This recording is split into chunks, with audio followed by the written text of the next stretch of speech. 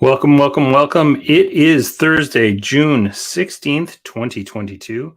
I'm Brian, your host, and this is the Managed Comics Thoughtstream. And just like that, we're going to get right to it. So if you're here and you're talking, and I see there's a few of you here right now, feel free to drop a comment in the chat and I'll get back to you. We are taking your questions today. I've got about a half dozen questions that are ready to go that we will get to for sure. But if you have something specific, awesome. To let you know, Julian, if you're here, I've got one of your questions teed up. And it's actually one of the reasons why I didn't answer right away, because I think this is something that a lot of folks are seeing right now. So with that said, let's just jump into the slides, shall we? Let's see. So I'm missing a dot. We'll start out with some hype. We're going to do some Managed Comic update information. We'll talk about what we're working on. We'll talk about what launched last week. It's going to be a little bit kind of in between releases for the next little while. We're going to do some small things, but we're working on a large project around the POS, which is going to be its own entire POS app. And that's going to take probably a month to get through. So the hype. Subscribe. If you're not already subscribed on YouTube, subscribe now. Make sure you like this video. Comment on the videos. If you like and comment on the videos, it helps the algorithm to raise us to the top. Like us on Facebook. So if you like our posts and you comment on our posts, both those things are great things that help raise the visibility of Managed Comics. Follow us on Instagram because we post a weekly Managed Comics store that highlight. So every week you'll see a different store highlighted on our Instagram, which reminds me, I don't think I posted our Instagram this morning. The road trip. So we're coming to Michigan in June. If you are a Michigan store, so Ben's Comics Oasis and Time Travelers, I'll definitely be visiting you guys. Going to go drop by Comic City and talk to the folks there. If we can see as many shops as we can in Michigan, I will. I'm right now planning on being there Wednesday and Thursday, but we'll probably stay over one more night and do the Friday as well. Finally, road to 100. So we've had kind of an internal goal of hitting 100 stores by the end of June, which would be roughly 6 months since we launched. 100 stores would be incredible. It took us, I think, 5 years to hit 100 stores with Managed Comics Classic. So hitting 100 stores in 6 months would be pretty great. Thanks to everyone who contributes and uses Managed Comics. Thank you all for kind words that you say. The ratings on Shopify are huge. David Laney says Tennessee maybe a little bit later. Maybe later this year when it starts to cool down in Canada and I want to get warmer. Definitely want to get to Florida. And you guys are on our way down. We usually take I-75 to get down to Florida. So Tennessee could definitely be in the future. Probably be kind of early 2023 if we do that. I'm going to Cuba for a buddy's wedding in November. So there may be a little bit of a just wait until it kind of gets a little bit colder up here in Canada. So we still have 60 stores on Classic, and our goal is to hit 200 stores by next summer, which is pretty exciting. Let's talk about our development update stuffs. Atlanta, Jeff, if I for sure, there's a few stores in Atlanta, and hey, you guys are right along the I-75 route that we would go down. So we when we go to Florida, we go through day one is like Ontario, Michigan, Ohio, Kentucky, Tennessee, and then we on day two it's usually like Georgia, Florida.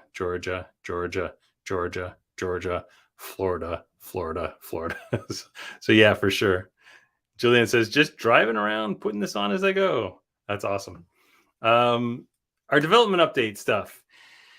Subscribing to A and B covers has now been launched. So basically, we've heard from a lot of people that the ability for people to subscribe to like a C, D, E, F, G, H, I, J, K, L, M, N, O, P cover is not terribly useful because those covers are sporadic and often involved in some sort of ratio. So we know that the A and B covers are usually open order.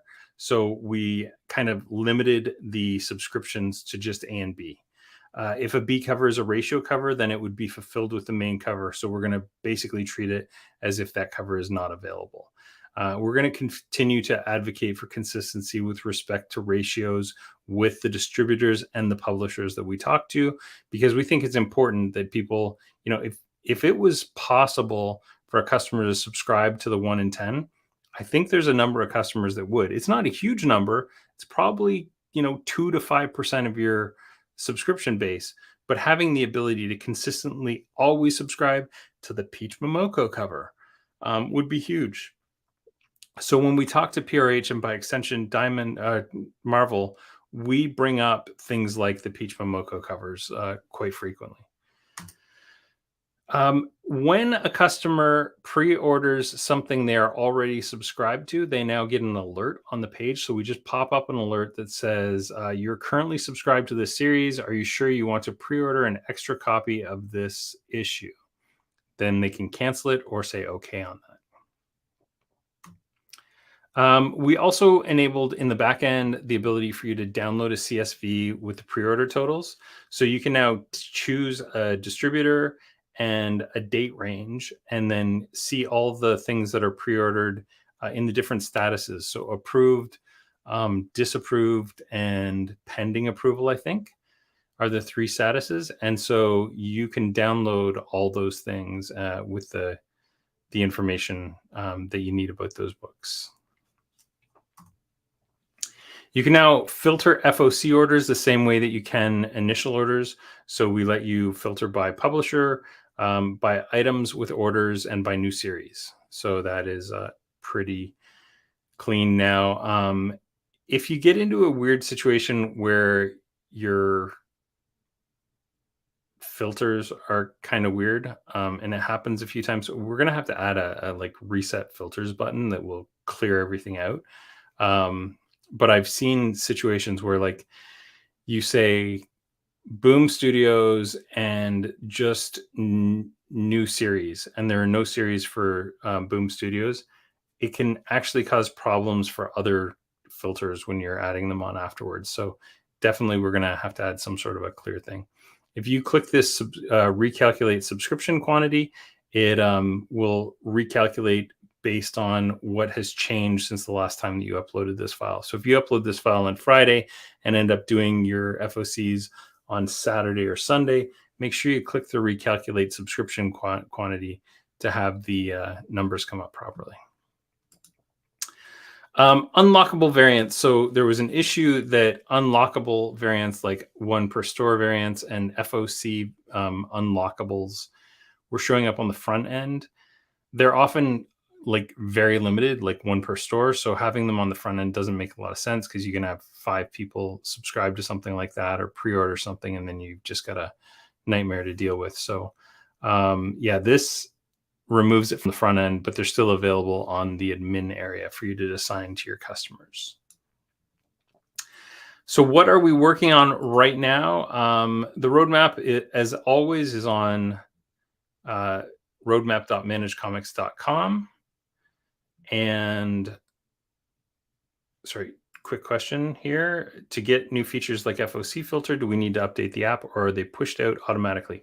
All these things are pushed out automatically. We're a cloud application, so anything that we do once goes out to everyone. So we do some testing on our back end and on our like testing servers. And then once we're comfortable with it, we stream it out to all the stores. So all stores get the same features all the time. Great question, though. Thank you. Yeah, so our big thing that we're working on right now is improving the POS managed comics integration Then we got two smaller little tasks that we're working on, which I got to move over to the roadmap right away. So number one is improving the POS. So we're actually building our own POS application. I tried to tender this out at one point, and the price I got back was insane. So we're not tendering it out. We've decided to learn how to do this work on our own.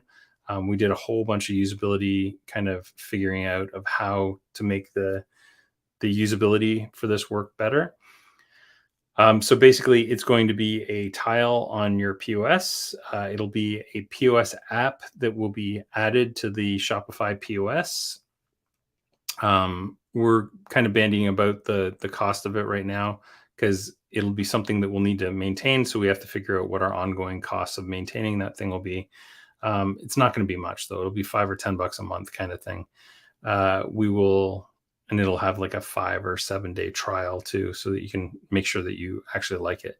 The idea is that any orders that are in the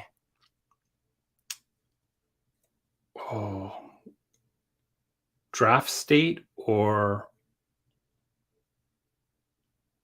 the word's missing, ordered state. So on the POS side or on the managed comic side, when you create an order, you can then turn that order into items that are in the draft side of Shopify.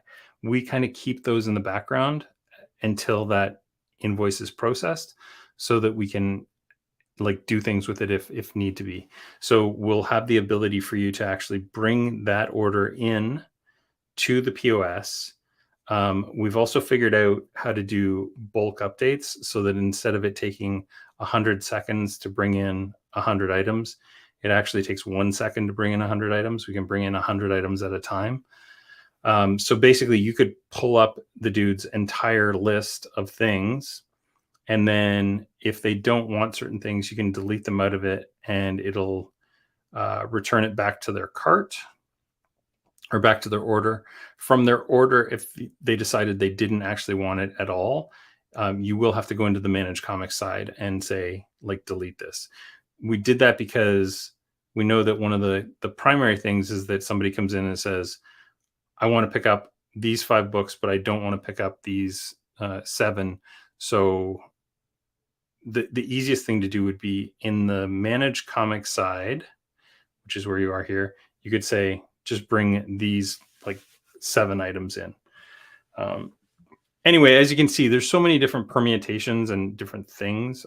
So being able to clear the orders from the system, moving the orders to the cart, bringing the orders back and forth, all that stuff's being worked on right now. So it's a big project. It's probably going to take us a month to get through the development of it. And we're hoping that we can kind of fast track the POS app approval process, because I've got pretty good contacts at Shopify now. So if I can get them looking at it fairly early in the process, we're hoping we can get it approved and get it into the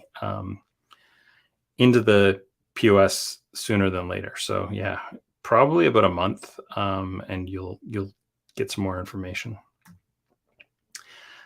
Little thing is series names. So we're creating a new field called series title because this isn't something that exists right now. And the format will be title name and then brackets the year that the first issue of that title was released. This will cause some problems with certain things like, when Black Widow was relaunched twice in 2019, I think it was. But we'll figure out we'll maybe call one of them Black Widow June 2022 or 2019, and the other one Black Widow December 2019. We'll figure out some sort of thing for those. Those are fairly small edge cases. I think I've found less than a dozen of them across 50 years of comics production. So we should be okay with that. And yeah, this will help us easily differentiate between relaunches when Amazing Spider-Man becomes Amazing Spider-Man. Actually, I think I went from Amazing Spider-Man to The Amazing Spider-Man, or vice versa. Storylines. Taras and I just came up with a genius idea with storylines today. So we're really struggling with how we can deal with storylines and not duplicate people's existing pulls. So what we're basically going to do is flag every single issue in a storyline as essentially a pre-order. If you're subscribed to Dark Crisis and you also want to get the Dark Crisis storyline, we'll have to have a different we're going to have a storyline view for the customers, but in their overall list, we'll also have just kind of like a storyline indicator. We're also going to add a filter so that people can filter out just their pre-orders or their series or just their storylines. And then you'll be able to go in and edit a storyline and say, yeah, I don't want to get Dark Crisis actually. Or maybe you just don't want to get the Aquaman issues of Dark Crisis, and you'll be able to remove just those. So our idea is to make it simple for customers to subscribe to an entire storyline, but also simple to manage it. And you as a store will just, you'll have your own storyline interface to be able to subscribe people to storyline titles. And then you on the back end will just see a bunch of pre-orders and your numbers will go up and down. Julian says, just do what Marvel did in 2015, 2015A and 2015B. Yeah, I'm sure that's actually not a bad idea.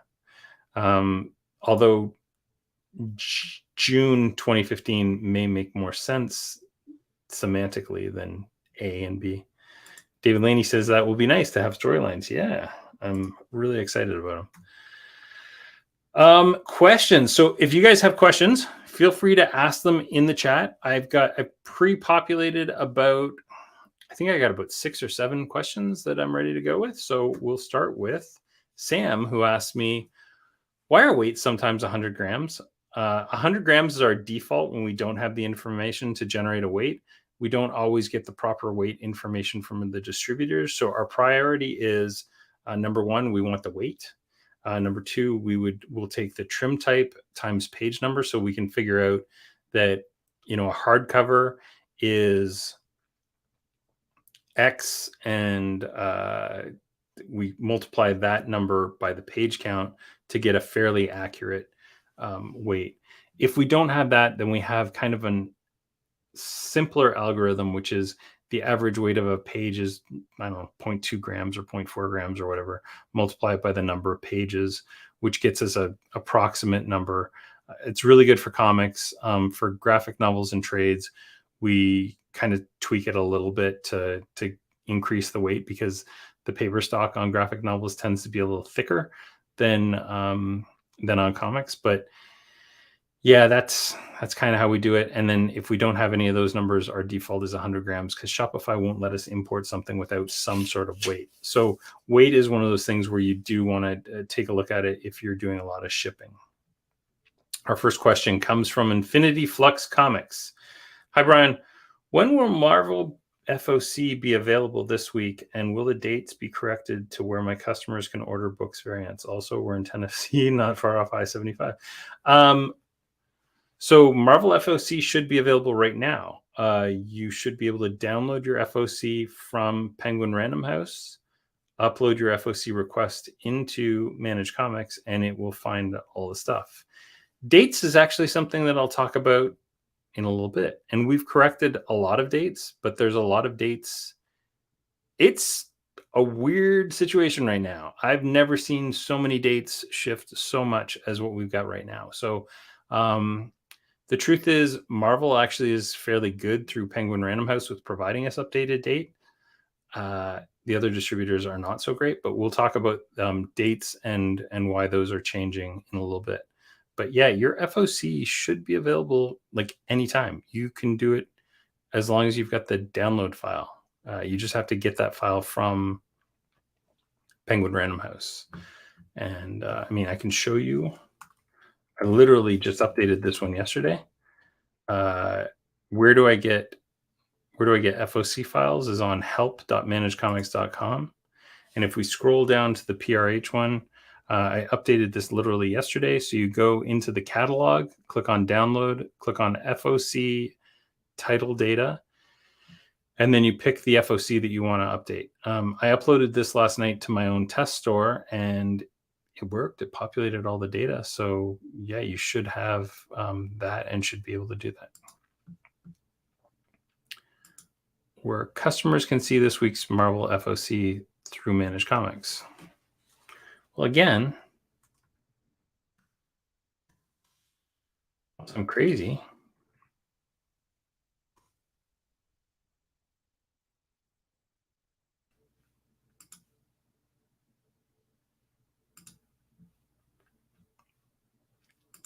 So you're saying the Marvel stuff is not available this week? Huh. I guess we'll have to take a look at why Marvel didn't update. So we do this twice a week. We do it on Mondays and on Fridays. So my assumption is the Marvel stuff on Monday was not there. If you see stuff like this in the future, send us an email, help@managedcomics.com. I don't always catch everything. There's far too many publishers and far too many moving wheels these days. It's getting really kind of painful. Sam asked, the weights are right on the Penguin Random House website. Why not yours? When we create our data, we create it in a specific order, and we have a truthfulness rank, which is we think that certain distributors give us better data than others. And we also have a certain way that series codes need to be created. We have to create series codes primarily using Diamond because they do it for the majority of publishers. Then our next upload is Lunar because they do all of the DC stuff. And then our final upload is Penguin Random House. So if data has already been jammed in by somebody else, the Penguin Random House data doesn't always make it to our system.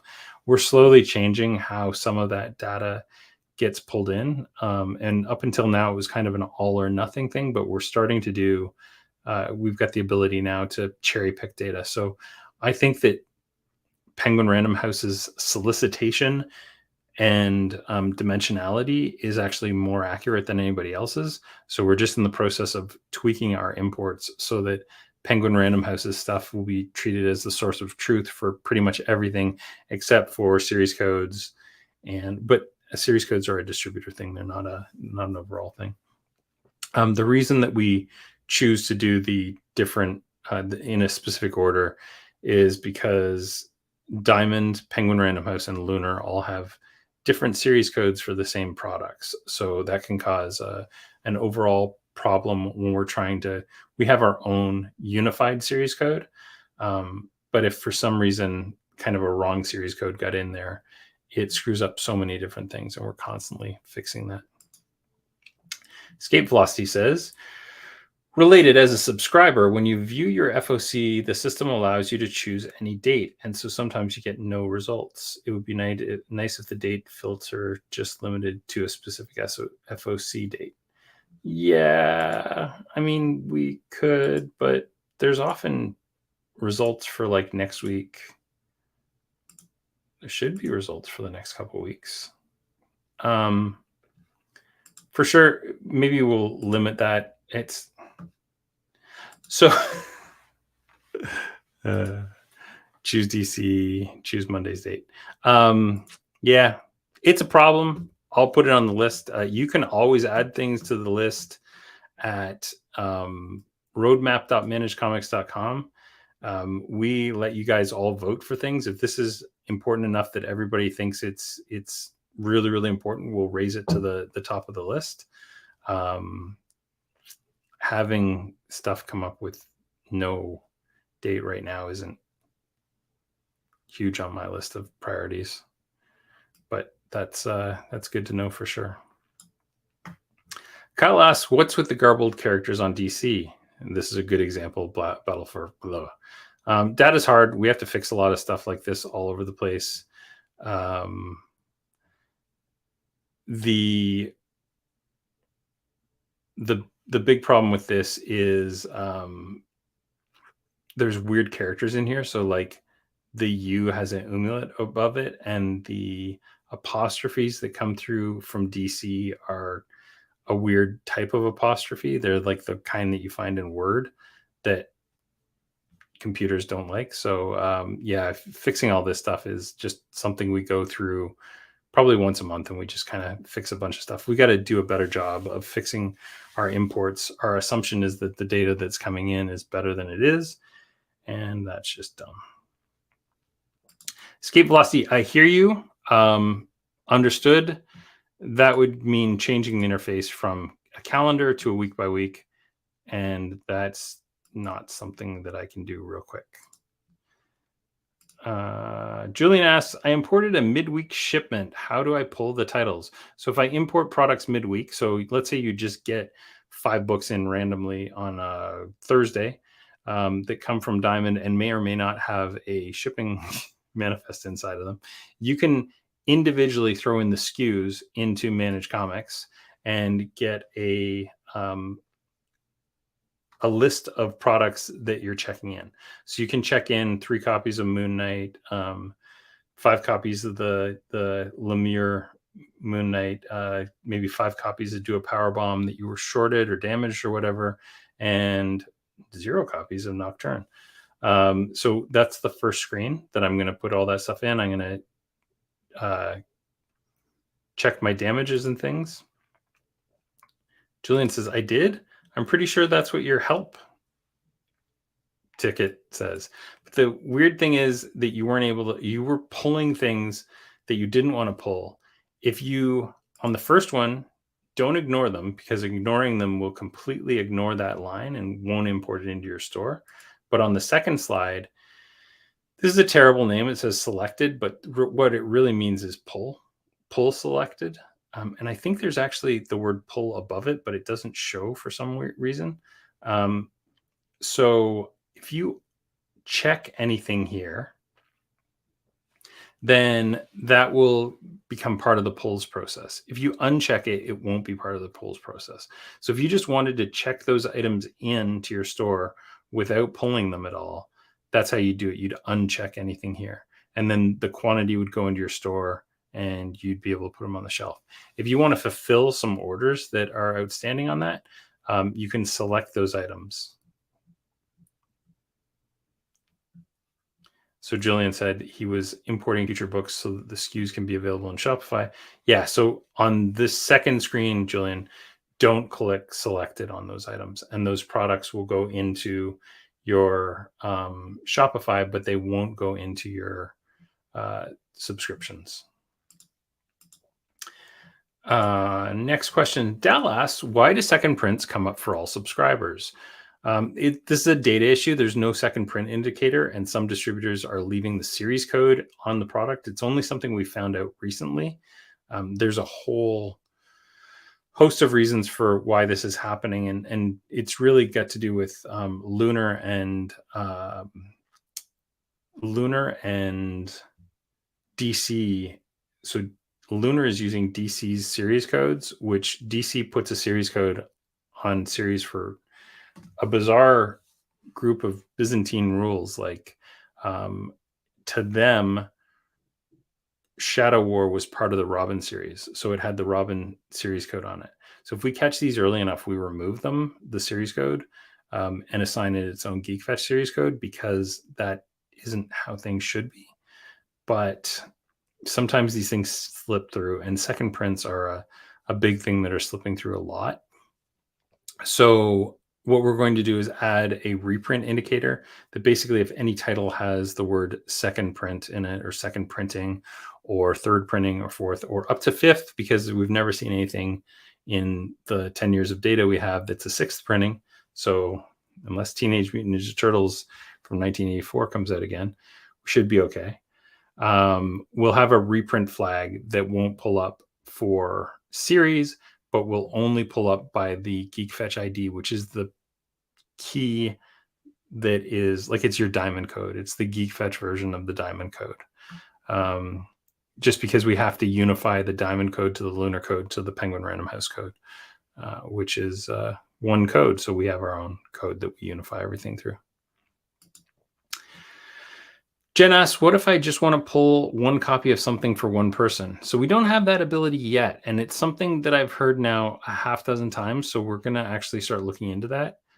We do need better special ordering handling for backlist items and some way of indicating that an item is a backlist item and won't be pulled for everyone with that series code. Something is killing the children went up to the 8th. Oh my gosh, did it really? Oh, maybe it's just Marvel that's never had anything over a fifth period printing when I was looking. So there's some interesting things that Marvel is doing with the SKU. So your UPC code, the last 5 digits, usually the first 3 indicate the issue number, the next one indicates the printing, no, the cover, and the final one is the printing, or vice versa. I always get those two screwed up.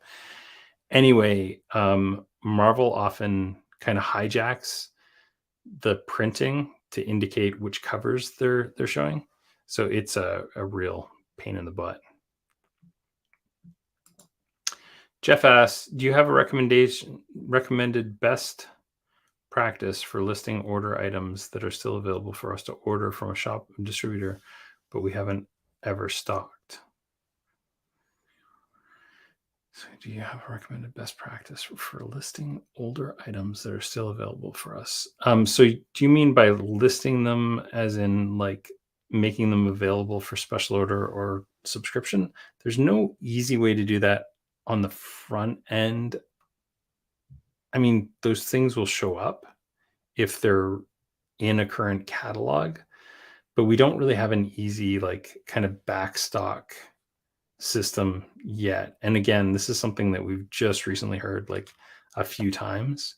So it's something we'll have to figure out at some point. For now, you can do those orders on the admin side and pull them in. But that's kind of what I'm saying when we see like, how do I pull one copy of Robin #2 that you just happen to have? You knew you had a copy sitting in your backstock somewhere, and somebody comes in and says, hey, do you have a copy of Robin #2? And you say, yeah, I'll put it on your list. How do I pull just Robin #2 without pulling Robin for all 12 people that get Robin? Because Managed Comics doesn't know that you've never pulled Robin #2 before, and it's not smart enough to go. It's not smart enough to know you've pulled 14. So why haven't you pulled 2? Good question, though. Ruth, I missed you. I haven't made it to a Thoughtstream yet, so I apologize if this question has been answered. Is word from Lunar if they will ever include the 5-digit EANs for trade paperbacks in their invoices? No, I didn't know they don't do that. No, but the good news is if you import things through Managed Comics, you'll have those 5-digit EANs because we put the entire string in there. So yeah, you should have the full thing.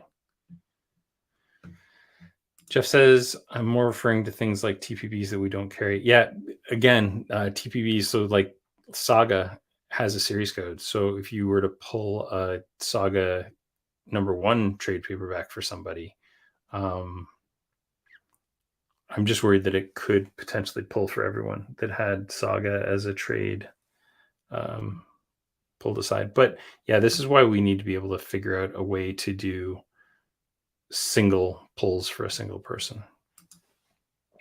Just trying to figure out how we can make those items discoverable by our customers without them going to Amazon or somewhere else to stumble upon them. Yeah, I know. That's one of the tough things is like, in a lot of ways, there's kind of more drop shipping options available to stores than ever before, especially with all the different book distributors making things available. Great question. I don't have a quick answer for that, unfortunately. Ron asks, why are ship dates, FOC dates wrong on products? So we update the dates twice a week, Mondays and Fridays. I used to update right at noon on Mondays, but now I'm waiting till like 3 or 4 o'clock in the afternoon because things are changing. If those items are on an upcoming FOC, they may not get updated super quickly. They should get updated on this FOC, but if it's like an upcoming FOC, they may not be on that listing. Penguin Random House has update files, which we update regularly. I think we're updating those right now like once a month only. but we want to get to the point where we can update those nightly because they send us updates every night. Yeah, sorry, once a week. I said month. We're updating the Penguin Random House stuff once a week on Fridays. So if we're missing that Monday thing, we're catching it again on Fridays. Yeah, I wish I'd like to get to a point where we can do this automatically every night at midnight, but we're just not there yet. Lunar and Diamond don't offer us regular update files in terms of dates. Marvel has been the ones with the most challenging dates, and it's kind of ridiculous. Like the last catalog that went out, the day after it went out, Penguin Random House sent an alert that said that 88 items that Diamond had solicited are now not available for that month. So then we have to go through and find those 88 items and remove them. So those things are a bit of a pain, and all that stuff will be solicited on the next month's solicitations. But everything, it's just such a ripple, right? Like there's just paper shortages everywhere that are causing ripples across everything. So yeah, dates are a little screwy. We're trying to get on top of them. It's pretty much a full-time job, which is why we have a full-time data person now. Any other questions while we're here? We've answered a half dozen questions in here. Immortal Hulk had 9 printings. What? That didn't come up in any of my... That's crazy. Yeah, can I answer any other questions while we're here? I'm going to give you a couple seconds where I'm going to be really awkward and just stare at the camera. Drink from my Planet Hoth mug. All right. Let's go on to our housekeeping. So, reminder, Managed Comics Roadshows. So we are going to Detroit in June. We're going to go to the GTA in Hamilton. Why I haven't driven 2 hours down the road to Toronto in 2 years, I can't really explain it. Ruth says she may have another question. That's okay. There's no stupid questions, Ruth. No stupid questions, only stupid systems. We're hitting Detroit in June, GTA, Hamilton, July, Chicago. We will be going to Chicago in August. Going to go to C2E2 towards, I think it's in the middle of the month. September will be upstate New York, so we're going to hit Buffalo. Ithaca, somewhere in Pennsylvania.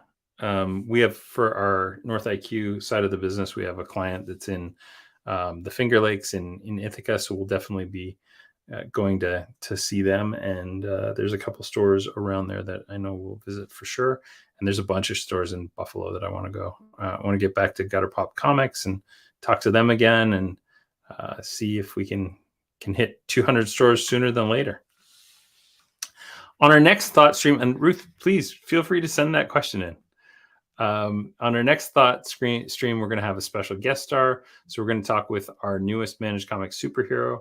We'll find out his secret origin, what he does for Managed Comics, and how he can help you. Some of you have met this person, but we're officially kind of unveiling them next week. It's the last live thought stream for a few weeks because I'm going to be on the road the following week, and then I'm going to be away the week after that. So we're going to do pre-recorded episodes on those. Next week's the week after. I'm not sure what the pre-recorded thing will be, but I'm thinking I might do another kind of like full heads to tail demo and have nice music and stuff on it. And we'll kind of highlight some of the cool things that you can do with Managed Comics and ways to promote individual issues and stuff like that. The week after that, we'll be doing a recap of the road show from Detroit. Again, that'll be a pre-recorded episode, but then we'll be back like kind of mid-June. Okay, Ruth's question is, when I'm looking at the all subscriptions list, it shows titles that are beyond what is being pulled. I'm thinking it shows titles that haven't hit FOC yet.